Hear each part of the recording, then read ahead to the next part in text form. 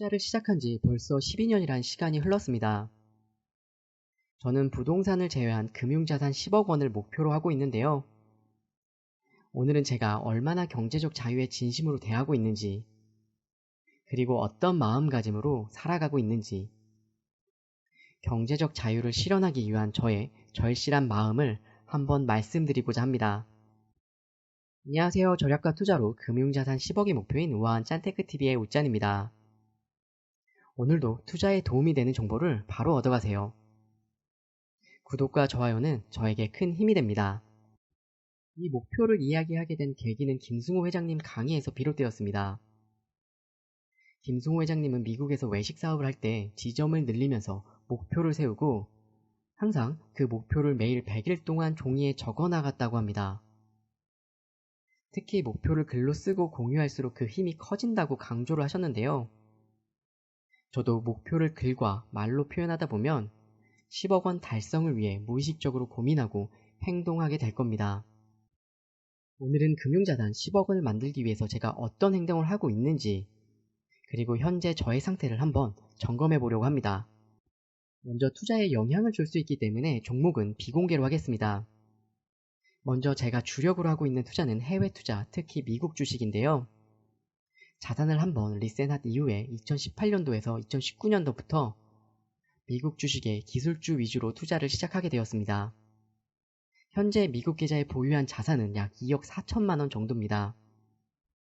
두 번째로는 IS 계좌인데요. IS 계좌에서도 100% 미국 주식에 투자를 하고 있으며 현재는 2,700만 원 정도의 자산을 보유하고 있어요. 이 두 개의 계좌를 합산하면 약 2억 6천만 원 정도로 미국 주식을 운영을 하고 있습니다.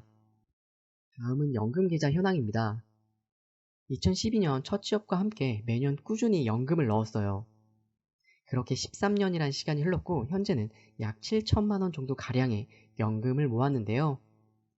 아쉬운 점이 있다면 차이나 전기차 손실만 아니었더라면 올해 연금 계좌 자산이 1억 원이 넘었을 것이라고 저는 확신하고 있어요.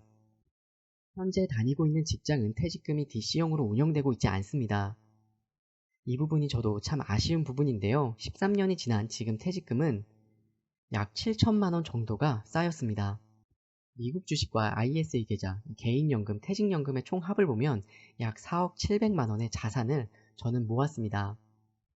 아직은 10억 원에 한참 못 미치는 금액인데요. 경제적 자유를 위해서는 6억 원이 부족한 상태입니다.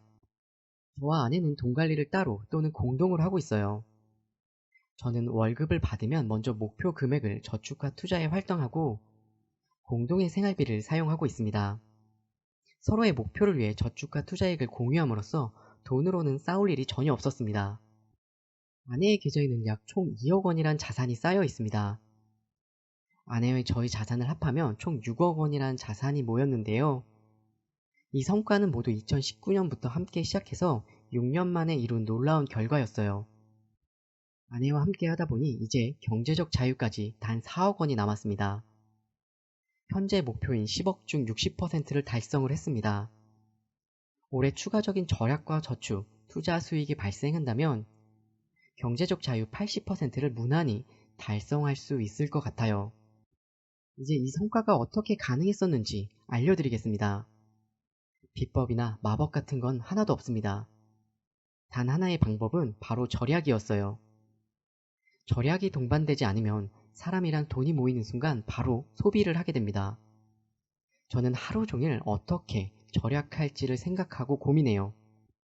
저희 부부는 매달 가계부를 적고 있습니다. 그리고 연초에 목표 저축률을 함께 설정하는데요.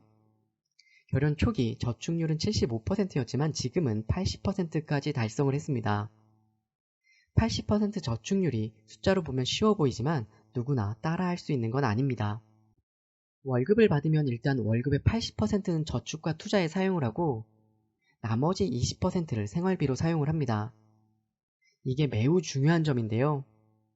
남는 돈으로 저축하는 게 아니라 남는 돈은 생활하는 것입니다. 절약할 수 있는 건 저는 거의 다 하고 있어요. 알뜰폰, 알뜰교통카드 등 절약할 수 있는 것은 모두 해봤다고 저는 자부하는데요. 4년째 같은 신발과 같은 옷을 저는 아직도 입고 있습니다. 과거에 차로 40분 걸리는 거리를 대중교통으로 1시간 30분 걸려서 2년 동안 출퇴근을 했습니다. 물론 이 시간에 저는 경제 뉴스를 듣고 공부하는 데 활용을 했습니다. 주식과 부동산 공부도 중요하지만 저는 경제 공부가 더 중요하다고 생각하는 사람이에요. 경제 공부를 하게 되면 자연스럽게 투자 방법은 따라오게 되어 있습니다. 꼭 경제 공부를 한번 해보세요. 저는 3프로TV와 언더스탠딩을 매일매일 단편 위주로 2시간 이상 지금도 시청을 하고 있습니다. 저희 부부가 절약하는 방법이 궁금하시다면 이 영상을 한번 시청해보세요. 절약으로 자산을 만드는데 정말 큰 도움이 되실 겁니다. 지금은 당연히 한 직장에서 13년을 일했고 맞벌이를 하고 있어서 보는 사람에 따라서 월급의 차이는 조금 있을 수 있습니다. 하지만 저도 처음 일을 시작했을 때 첫 월급이 250만 원이었어요. 그때부터 차근차근 여기까지 걸어왔어요. 제 이야기를 듣고 실천하시면 절약으로 자산을 만드는데 큰 도움이 되실 거예요. 물론 저를 욕하는 사람도 있을 거예요. 왜 그렇게 살아가냐고. 하지만 저는 충분히 괜찮습니다. 제가 더 싫어하는 것은 직장에서 하기 싫은 일을 해야 하고 고객과 직장 상사에게 아양을 떨어야 하는 제 자신입니다. 매일매일 불안해하는 제 자신을 보면서 절약 따위는 정말 아무 일도 아니라고 생각합니다. 젊을 때 고개를 숙일 수 있지만 나이 들어서는 비굴해지고 싶지 않아요. 이 말을 진심으로 받아들여 주셨으면 좋겠습니다. 저희 부부보다 결혼식에 돈을 덜 쓴 부부는 지금까지 저는 아직 못 봤습니다.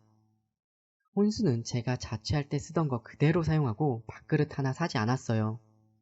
결혼 전 아내가 모은 돈은 모두 자산에 투자하기로 결정을 했습니다. 우리 부부가 결혼 비용을 어떻게 최소화했었는지 궁금하시다면 이 영상을 한번 시청해보세요. 결혼 비용을 줄이는데 정말 많은 도움이 되실 겁니다. 방이 작아서 지금은 식탁을 놓을 공간도 없습니다. 지금도 식탁이 없어서 컴퓨터 책상에서 함께 밥을 먹고 있어요. 아내가 이런 저와 힘든 결혼 생활을 하는 걸로 친구들에게 놀림을 받았을까요? 아니요, 오히려 부러움을 샀습니다. 결혼 전 11년 동안 절약과 투자로 모은 돈으로 아무런 도움 없이 서울의 아주 작은 구축 아파트를 마련했습니다. 그리고 아내는 결혼 전 혼수 살 돈으로 자산에 투자한 결과 지금까지 받은 노동의 결실과 함께 2억 3천이라는 큰 돈으로 돌아왔습니다. 제 차는 13년 동안 17만 킬로를 주행한 소형차입니다. 주변 친구들 동료들을 보면 벤츠나 BMW, 아우디를 운전하는 친구들이 꽤 있어요. 차량에 돈을 쓰지 않고 우상향하는 자산이라고 생각하는 곳에 투자를 했기 때문에 지금의 스노우볼이 되어 자산이 커지고 있습니다. 앞으로 2년 후인 2025년 12월이 되면 저희 목표인 금융자산 10억에 달성할 수 있을 것 같습니다. 지금처럼 절약해서 모은 돈으로 원금은 당연히 늘어날 것이고요. 그렇게 모은 돈은 투자와 함께 스노우볼 효과로 저에게 10억 원이 되어줄 것입니다. 제가 금융자산 10억 원으로 어떻게 경제적 자유를 만들 계획인지 궁금하시다면 이 영상을 한번 시청해 보세요. 영상 속에서 앞으로 가야 할 방향과 세금 문제를 자세히 설명했었고 경제적 자유를 이룰 수 있는 로드맵을 제공했습니다. 저와 비슷한 목표를 가지신 분들이라면 큰 도움이 되실 거예요. 목표를 달성하면 이제 가족과 함께 더 많은 시간을 보내려고 합니다. 여행도 가고요. 좋은 숙소에서 머물고 맛있는 음식도 먹으려고 해요. 그리고 항상 우리가 평소에 하지 못했던 일, 하고 싶었던 일들을 정해두고 공유를 합니다. 제가 아직 40대 초반인 우리 부부는 인생을 즐길 날이 앞으로도 많이 남아 있습니다. 앞으로 2년만 더 버티면 될 것 같습니다. 오늘은 경제적 자유 달성에 어느 정도 왔는지 현황을 한번 점검해 보았습니다. 지금처럼 계속해 나가면 곧 목표 달성을 할 수 있을 거라 생각해요. 오늘의 이야기가 조금이라도 도움이 되셨다면 좋아요와 구독 부탁드릴게요. 그리고 따뜻한 응원의 댓글 부탁드립니다.